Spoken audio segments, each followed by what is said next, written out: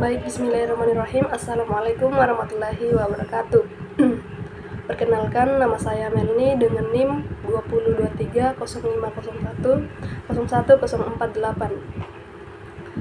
Baik, di sini saya akan mempresentasikan atau membawakan materi tentang perilaku konsumen. Baik, langsung saja. Perilaku konsumen merupakan suatu proses yang berkaitan erat dengan proses pembelian. Pada saat itu konsumen melakukan aktivitas seperti melakukan pencarian, penelitian, dan pengevaluasian produk.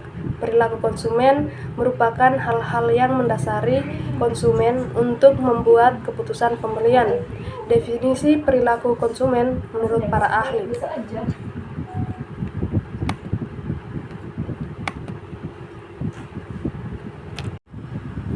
Definisi perilaku konsumen menurut para ahli.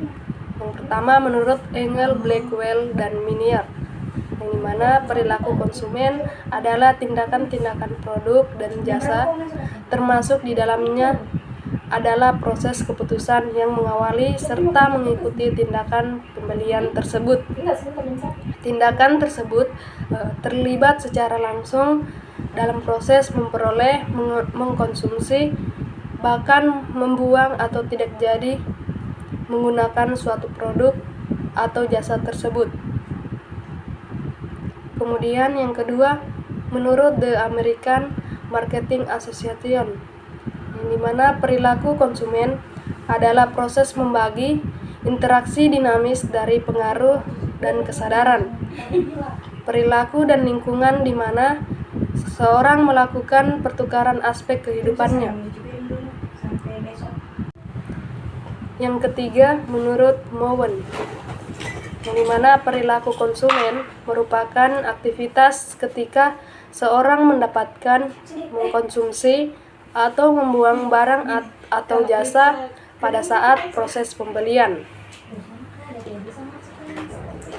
Kemudian yang keempat, menurut Schelman dan Kanu, di mana perilaku konsumen adalah suatu proses yang dilalui oleh seorang pembeli dalam mencari, pembeli, menggunakan, mengevaluasi, serta bertindak pada konsumsi produk dan jasa maupun ide yang diharapkan dapat memenuhi kebutuhan tersebut seseorang tersebut. Pada dasarnya, perilaku konsumen secara umum dibagi menjadi dua, yaitu perilaku konsumen yang bersifat rasional dan irasional. Yang dimaksudkan dengan perilaku konsumen yang bersifat rasional adalah tindakan perilaku konsumen dalam pembelian suatu barang dan jasa yang mengedepankan aspek-aspek konsumen secara umum, yaitu seperti tingkat kebutuhan mendesak, kebutuhan utama atau primer, serta daya guna produk itu sendiri terhadap konsumen dan pembelinya. Sedangkan perilaku konsumen yang bersifat irasional adalah perilaku konsumen yang mudah terbujuk oleh iming-iming, diskon, atau marketing dari suatu produk tanpa mengedepankan aspek kebutuhan atau kepentingan. Untuk lebih jelasnya, berikut beberapa ciri-ciri yang menjadi dasar perbedaan antara perilaku konsumen yang bersifat rasional dan perilaku konsumen yang bersifat irasional. Berikut ini beberapa ciri-ciri dari perilaku konsumen yang bersifat rasional. Yang pertama, konsumen memilih barang berdasarkan kebutuhan. Kemudian yang kedua, barang yang dipilih konsumen memberikan kegunaan optimal bagi konsumen. Kemudian yang ketiga, konsumen memilih barang yang mutunya terjamin. Kemudian yang keempat, konsumen memilih barang dan harganya sesuai dengan kemampuan konsumen. Kemudian ciri-ciri perilaku konsumen yang bersifat irasional, yang dimana yang pertama, konsumen sangat cepat tertarik dengan iklan dan promosi di media cetak maupun elektronik. Kemudian kedua, konsumen membeli barang-barang yang bermerek atau branded yang sudah dikenal luas. Ketiga, konsumen membeli barang bukan berdasarkan kebutuhan, melainkan gengsi atau prestise. Kemudian proses pembentukan perilaku konsumen. Perilaku konsumen dilakukan berdasarkan suatu proses sebelum dan sesudah seorang konsumen melakukan proses pembelian suatu barang maupun jasa. Dalam perilaku konsumen tersebut, seorang pembeli akan melakukan penilaian yang kemudian pada akhirnya akan mempengaruhi proses pengambilan keputusannya atas pembelian barang atau jasa tersebut. Kemudian berikut beberapa tahapan dalam pengambilan keputusan seorang konsumen. Yang pertama, pengenalan masalah. Biasanya, seorang konsumen melakukan pembelian atas dasar kebutuhan atau untuk menyelesaikan keperluan. Masalah dan kepentingan yang dihadapi. Jika tidak ada pengenalan masalah terlebih dahulu, maka konsumen juga tidak akan tahu produk mana yang harus dibeli. Kemudian yang kedua, pencarian informasi. Setelah mengetahui permasalahan yang dialami, maka pada saat itu seorang konsumen akan aktif mencari tahu tentang bagaimana cara penyelesaian masalahnya tersebut. Kemudian dalam mencari sumber atau informasi, seseorang dapat melakukannya dari diri sendiri, internal, maupun dari orang lain, eksternal, seperti masukan, sharing pengalaman, dan lain sebagainya. Kemudian yang ketiga, mengevaluasi alternatif, yang dimana setelah konsumen mendapatkan berbagai macam informasi yang dibutuhkan dalam pengambilan keputusan, maka hal selanjutnya yang dilakukan oleh konsumen tersebut adalah mengevaluasi secara alternatif, di mana keputusan maupun informasi yang diperoleh, hal itulah yang menjadi landasan dalam mengatasi permasalahan yang dihadapi. Kemudian yang keempat, keputusan pembelian. Proses selanjutnya setelah melakukan evaluasi pada alternatif, keputusan yang ada adalah konsumen tersebut akan melalui proses yang disebut dengan keputusan pembelian. Waktu yang diperlukan dalam proses pengambilan keputusan ini tidak sama, yaitu tergantung dari hal-hal yang perlu dipertimbangkan,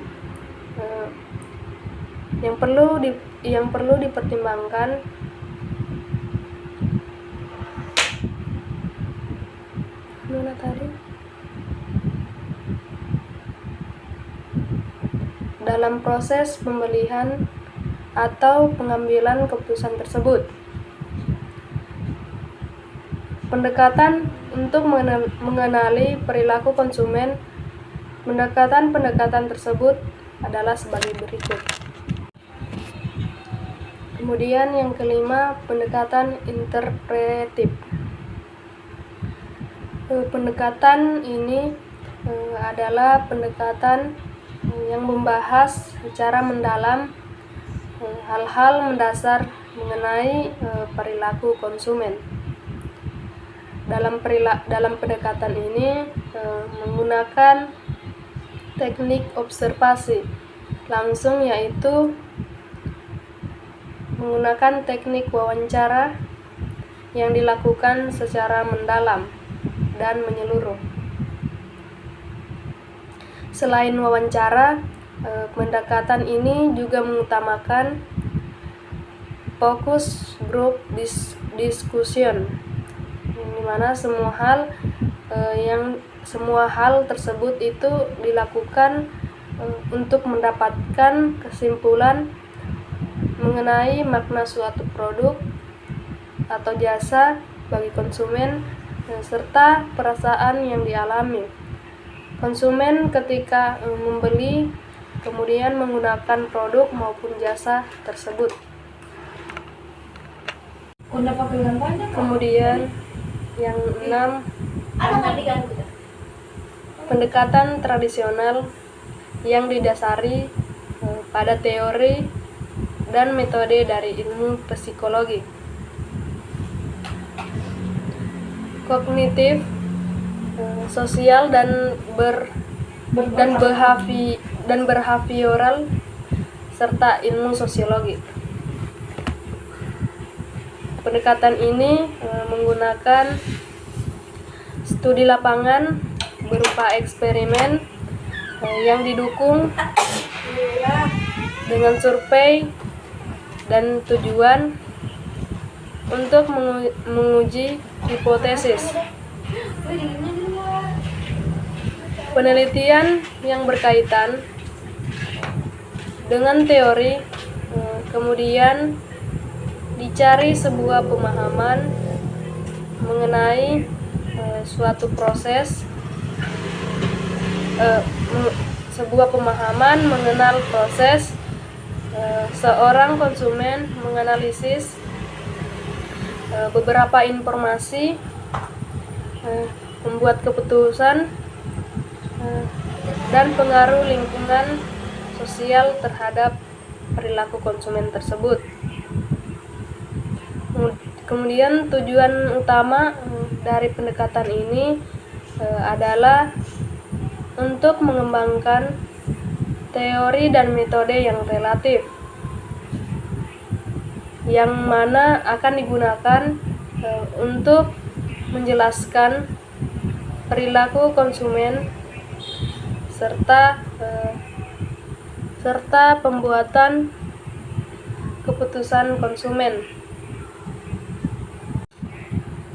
Kemudian ketujuh, pendekatan sains pemasaran yang didasari pada teori dan metode dari ilmu ekonomi dan statistika. Penelitian dalam pendekatan ini menggunakan pengembangan teori dari Abraham Maslow, yaitu teori hierarki kebutuhan Maslow, di mana teori tersebut itu berisi tentang hierarki kebutuhan manusia yang kemudian diuji coba dengan model ilmu matematika. Pendekatan ini dilakukan untuk memprediksi moving rate analysis atau pengaruh strategi marketing terhadap pilihan dan pola konsumsi.